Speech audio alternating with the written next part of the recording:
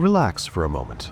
Grab a coffee or tea or whatever helps you slow down just a little and listen. And if you enjoy this kind of deep, curious exploration of the world, make sure to like this video, leave a comment with your thoughts, and share it with someone who enjoys thinking about how the world really works. Now, let's talk about Africa. Look at a map of Africa. Really look at it. Something feels off. Long, ruler-straight borders, sudden angles, perfectly horizontal and vertical lines cutting across deserts, jungles, rivers, and ethnic homelands, as if geography, culture, and history simply didn't exist. Countries that look less like living places and more like rectangles someone sketched in a hurry. And this raises a strange question. Why do Africa's borders look like this, while Europe's borders twist, curve, and follow rivers, mountains, and centuries of conflict? Were Africans just bad at drawing borders? Of course not. So then, who drew them? And more importantly, why do those lines still matter today? To answer that, we need to step back, way back. Before countries, before borders, before maps as we know them. For most of human history, Africa wasn't divided by lines on paper. It was divided by something far more fluid: people, language, trade, and environment. Kingdoms rose and fell. Empires expanded and collapsed. Power shifted gradually, not abruptly. Borders weren't lines you could walk across. They were zones, areas of influence that faded as you moved farther from a capital or trade hub. Take the Mali Empire, or Great Zimbabwe, or the Ethiopian highlands. These were complex political systems with trade networks, taxation, diplomacy, and warfare, but they didn't operate with fixed, hard borders. If you lived near the edge of an empire, loyalty depended on trade, protection, and local leadership, not on whether you were standing on one side of a line. Now, imagine trying to capture that reality with a ruler. That's where things start to break. Fast forward to the late 1800s. Europe is industrializing. Factories are hungry for rubber, copper, gold, palm oil, ivory. Africa isn't seen as a continent of societies. It's seen as a resource map, and the race to control those resources becomes intense. This leads us to one of the most consequential meetings in human history that almost nobody learns about properly. The Berlin Conference of 1884. No Africans were invited. Let that sink in. European powers, Britain, France, Germany, Belgium, and Portugal, and others, gathered in Berlin to decide who would control which parts of Africa.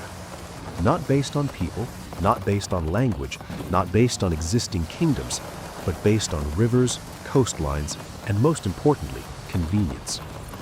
If a European power could prove effective occupation, meaning they planted a flag, signed a treaty with someone they claimed was a local leader, or established a trading post, they could claim the land. And when two powers disagreed, they drew a line, often literally on a map, with a ruler. That's why you get borders that slice straight through deserts, forests, and even villages. The people drawing them had never been there. They didn't care who lived where. They were optimizing for control, not stability. Now here's where it gets interesting. Those borders weren't just arbitrary, they were strategically bad. Why? Because they grouped together people who historically competed with each other and separated people who had lived together for centuries. Take Nigeria. Nigeria contains hundreds of ethnic groups, including the House of Fulani in the north, the Yoruba in the southwest, and the Igbo in the southeast. These groups had different political systems, religions, and economic structures. Some were centralized emirates, others were decentralized societies. Some were Muslim, others practiced indigenous religions or later Christianity. They were never meant to be one country. But Britain needed administrative efficiency. One colony, one export system, one tax structure. So Nigeria was born. Or consider the Somali people. Ethnically, linguistically, and culturally, Somalis are remarkably homogeneous, and yet they were split across 5 different territories by colonial borders: modern Somalia, Ethiopia, Kenya, and Djibouti. So instead of one nation, you got fragmented populations, border conflicts, and a constant struggle over identity and sovereignty. This pattern repeats across the continent. The result? States that don't align with how people actually live, identify, or cooperate. Now, you might be wondering, okay, but colonialism ended decades ago. Why didn't African countries just redraw the borders? Great question. And this is where things get counterintuitive. After independence in the mid-20th century, African leaders faced a dangerous choice. Option 1, redraw borders to better reflect ethnic and cultural realities. Option 2, keep the colonial borders exactly as they were. At first glance, redrawing them sounds sensible, but in practice, it would have been catastrophic. Imagine reopening every border dispute at once, every group arguing for its own state, every region claiming historical land. It wouldn't have led to cleaner borders, it would have led to continent-wide war. So African leaders made a grim but rational decision: freeze the borders. In 1964, the Organization of African Unity formally agreed to respect existing colonial boundaries, no matter how flawed they were. Stability, even artificial stability, was better than chaos. And this decision explains something crucial. Africa's borders don't make sense because they were never meant to. They are scars, preserved scars. And those scars have consequences. Let's talk about conflict. Many of Africa's civil wars aren't random. They follow the fault lines created by colonial borders. When one group gains control of the state, others feel excluded. When resources are concentrated in one region, resentment builds. When political power is centralized in a capital that feels culturally distant, legitimacy erodes. Sudan is a textbook case. The North and South had different religions, different ethnic compositions, and different historical experiences. They were glued together by colonial administration, not social cohesion. Decades of civil war followed, eventually leading to South Sudan's independence, the newest country in the world. And even then, the problems didn't disappear, because borders alone don't create unity. Institutions do. Now here's where the story takes a twist. Despite everything, despite artificial borders, economic exploitation, and political instability, many African countries are functioning. Some are growing rapidly, some are innovating, some are becoming regional powers. So how? Because people adapt. Markets form across borders, languages blend, cities become melting pots.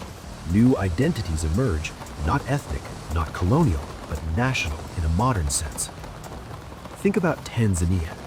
Tanzania inherited dozens of ethnic groups and colonial boundaries, but through deliberate language policy, promoting Swahili as a unifying national language, it avoided many of the ethnic conflicts seen elsewhere.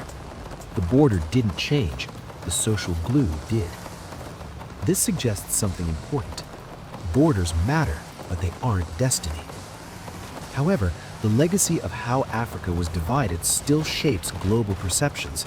Africa is often described as unstable or conflict-prone, without acknowledging that many of its problems were structurally engineered.